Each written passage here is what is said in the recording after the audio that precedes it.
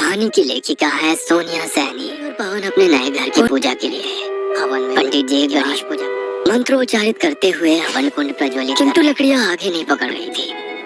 कई बार हवन कुंड में अग्नि प्रज्वलित हुई और इसी के साथ हवन शुरू हो गया। अचानक ही उन्हें अंदर के कमरे से आवाज सुनाई देने लगी। आवाज लगा जब काफी देर तक वही आवाज सुनाई पड़ती रही, पूजा बीच में रोक कर बोले, लगता है कोई अंदर कमरे में आ जाकर दरवाजा खोल दीजिए। हाँ, लेकिन घर में तो हम 4 लोगों के अलावा कोई यहाँ बैठे हैं और हमारी बेटी संजू सामने झूला खिड़की से बाहर झूला झूलती संजू की ओर इशारा करके कहा। पंडित जी फिर से मंत्र पढ़ने लगे और एक बार फिर से दरवाजा खटखटाने की आवाज आने लगी। किसी के रोने की आवाज भी सुनाई दे रही थी। मेरे कहने से आप एक बार देख आइए, कोई तो जरूर वह नहीं हो सकता। पंडित जी की बात सच्ची थी, दरवाजे तारों से भी सुनाई पड़ रही थी। इसलिए वो उठकर अंदर गई और सभी कमरों का दरवाजा खोलकर चेक करने लगी। चलिए, कोई नहीं है। छोड़ो भी, कोई पड़ोस में शोर कर रहा होगा, तुम पूजा में बैठो। पवन के कहने से पूर्ति फिर से पूजा खत्म होने के बाद, बेटा थोड़ा सावधान रहना, आपके साथ छोटा बच्चा है और ये घर मुझे कुछ ठीक नहीं लग रहा। इतने सालों में कभी कुछ एक साथ होते नहीं देखे। आपका नारियल, यहाँ तक कि गंगा जल भी काला और बदबूदार हो गया था। जब मैं पूजा का जल आपके घर में छिड़क रहा था तो एक कमरे में मुझे करंट जैसा मुझे तो लगता है जरूर इस घर में कोई नकारात्मक ऊर्जा है। देखिए पंडित जी, हम पूजा पाठ में तो मानते हैं, लेकिन प्लीज इस तरह का वहम मत डालिए मेरी पत्नी के दिमाग में। नारियल खराब होना कौन सी बड़ी बात है। पवन की बात सुनकर पंडित जी जाते हैं। पूर्ति और पवन की शादी को 8 साल हो गए थे, लेकिन उनकी गोद अभी तक सूनी ही थी। अपनी सूनी गोद को भरने के लिए उन्होंने शेल्टर होम से एक बच्चा गोद लेने का मन बना लिया था।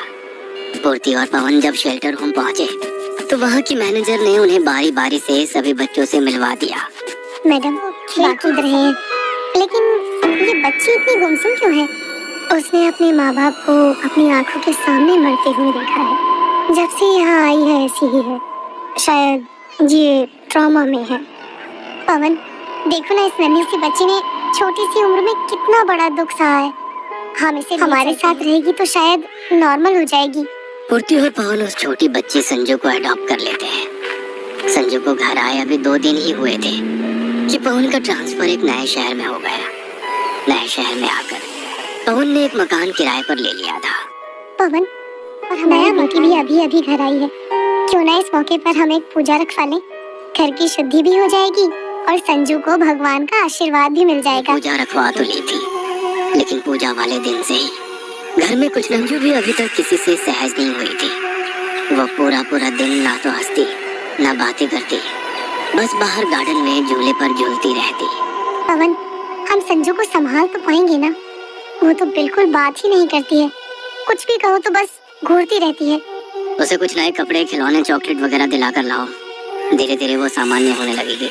चिंता मत करो। अगले दिन, संजू बेटा, आपके लिए चॉकलेट केक बनाया है, आपको पसंद है ना? खून? क्या बोल रही हो? कहाँ है खून? खून। पूर्ति घबरा कर केक की तरफ देखती है। केक के ऊपर चॉकलेट की जगह खून की परत जमी थी। केक पर बहते खून को देखकर पूर्ति वो केक उठाकर दूर फेंक देती है। संजू केक को देखकर धीमे धीमे मुस्कुरा रही थी। वो धीमे कदमों से केक के पास गई और अपने हाथों से चाट कर केक को खाने लगी। संजू बेटा, गंदा है वो, छोड़ दो उसे, मैं दूसरा बना दूंगी। पूर्ति की बात सुने बिना संजू जमीन पर पड़ा हुआ केक मजे से खा रही थी। केक के अंदर गंदे पीले कीड़े चलते हुए दिखाई दे रहे थे, जिन्हें संजू बड़े चाव से खाए जा रही थी। ये सब देखकर पूर्ति को उल्टी जैसा महसूस होने लगा और उसने घबराते हुए पवन को फोन लगाया। पवन, कुछ बहुत अजीब हो रहा है इस घर में, मुझे बहुत डर लग रहा है। पवन, मैंने खुद संजू के लिए चॉकलेट केक बनाया था, ना जाने कहां से उस पर खून आ गया और कीड़े चलने लगे। सबसे अजीब बात तो ये है, संजू मना करने पर भी उसे खाए जा रही है। अरे यार, इतनी छोटी सी बात पर तुम इतना हाइपर क्यों हो जाती हो? बच्ची है, उसे केक पसंद होगा इसलिए खा रही है, और जरूर कोई कीड़ा ओवन में रहा होगा, उसी का खून लग गया है। पवन की बात सुनकर पूर्ति थोड़ी शांत हो गई थी। रात के 9 बजे का समय था। पूर्ति संजू को उसके कमरे में छोड़कर खाना बना रही थी। तभी पूर्ति को गार्डन से झूले के हिलने की आवाज आने लगती है। संजू बेबी, इतनी रात को आप गार्डन में क्या कर रही हो?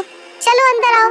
पूर्ति ने खिड़की से देखा कि संजू झूले पर बैठी हुई कुछ खा रही है। पूर्ति संजू के पास पहुंचकर देखती है कि उसके हाथ में मांस का टुकड़ा है, जिसे वो चॉकलेट की तरह आराम से झूलते हुए खा रही थी। उसके मुंह, हाथ और कपड़ों पर खून लगा हुआ था। संजू, ये क्या खा रही हो? छी, ये कहाँ से मिला तुम्हें? पूर्ति के इतना कहते ही संजू ने उंगली से इशारा किया।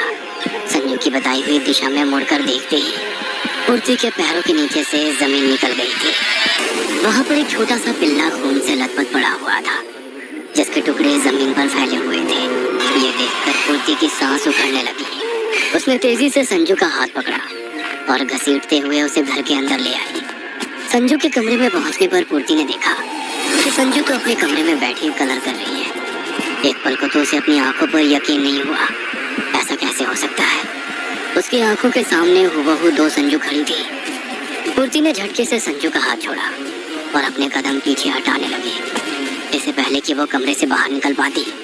कमरे का दरवाजा एक तेज आवाज के साथ बंद हो गया। दोनों संजू उसके ठीक सामने खड़ी हुई थी और गुस्से से उसे घूर रही थी। संजू बेटा, आप कहाँ आओ? संजू बेटा, मम्मा के पास आओ। संजू। पूर्ति संजू को पुकार रही होती है कि तभी बाहर से पवन की आवाज सुनाई देती है। पूर्ति, संजू, कहाँ हो दोनों? पूर्ति। पवन की आवाज आते ही संजू के कमरे का दरवाजा अपने आप खुल गया था। पूर्ति दौड़कर कमरे से बाहर निकलती है और पवन का हाथ पकड़कर जोर जोर से रोने लगती है। पूर्ति, होश में आओ, क्या हुआ? संजू कहाँ है? पूर्ति घबराते हुए उंगली से संजू के कमरे की ओर इशारा करती है। पवन अंदर जाकर देखता है कि संजू कमरे में ड्राइंग कर रही है। क्या हो गया है तुम्हें? वो तो आराम से ड्राइंग कर रही है। पूर्ति पवन को सारी बात बताती है, लेकिन पवन उसकी बात का विश्वास नहीं करता। ये सब उन पंडित जी का किया धरा है। उन्होंने ही तुम्हारे दिमाग में वहम डाल दिया है। और पूर्ति, वहम का कोई इलाज नहीं होता है। ये सब वहम नहीं है पवन, मैंने अपनी आंखों से देखा है। इस घर में कुछ है, मैं महसूस कर सकती हूँ। हर पल कोई साया मेरे साथ साथ चलता है। मैं जितना भी इस बात को झुठलाऊं, मेरा यकीन और पक्का होता जा रहा है। मेरा यकीन करो, हमारी बच्ची खतरे में है। उसने पहले ही बहुत कुछ झेला है, अब हम इसके साथ कुछ बुरा नहीं होने देंगे। अच्छा ठीक है, तुम शांत हो जाओ, खाना लगाओ, मैं संजू को लेकर आता हूँ। जल्दी ही कोई और घर देखकर उसमें शिफ्ट करने की कोशिश करेंगे। पूर्ति जाकर खाना लगाने लगती है। पवन कमरे में संजू को लेने जाता है। संजू को गोद में उठाते हुए पवन की नजर उसकी ड्राइंग बुक पर पड़ती है। संजू ने जो ड्राइंग बनाई थी उसे देखकर पवन के हाथ पैर ठंडे पड़ने लगे थे। संजू ने झूला झूलते हुए एक भयानक राक्षस की तस्वीर बनाई थी, जो अपने हाथों से मांस खा रहा था। पवन संजू को सीने से चिपकाकर दौड़ते हुए पूर्ति के पास जाता है। पूर्ति, ये देखो, शायद तुम सही थी, मुझे माफ कर दो। मैं नहीं जानता कि ये सब क्या है, लेकिन कुछ तो गलत हो रहा है यहाँ। 3 साल की बच्ची ऐसी ड्राइंग क्यों और कैसे बनाएगी? मेड रेखा को फोन लगाओ, वो तो शायद पिछले कई सालों से यहाँ काम करती थी ना, उसे जरूर पता होगा ये सब क्या है। रेखा तो बस एक ही दिन काम पर आई, उसके बाद मुझे उसका कुछ पता नहीं है। क्या रेखा काम पर नहीं आ रही है? हाँ, मुझे लगा उसके परिवार में कुछ इमरजेंसी होगी। फोन लगाओ उसे। पूर्ति मेड रेखा को कॉल करती है, लेकिन उसके फोन की रिंग उन्हें अपने घर से ही सुनाई देने लगती है। पवन, रेखा के फोन की रिंग तो अपने ही घर से सुनाई दे रही है। 2 दिन से वो छुट्टी पर है, तो क्या 2 दिन से उसका फोन हमारे घर में छूटा हुआ है? रिंग की आवाज का पीछा करते हुए वे स्टोर रूम तक पहुंच जाते हैं। स्टोर रूम का दरवाजा खोलते ही एक गंदी बदबू का भपका उनके दिमाग को झकझोर देता है। स्पॉट देखने के लिए सब्सक्राइब करें।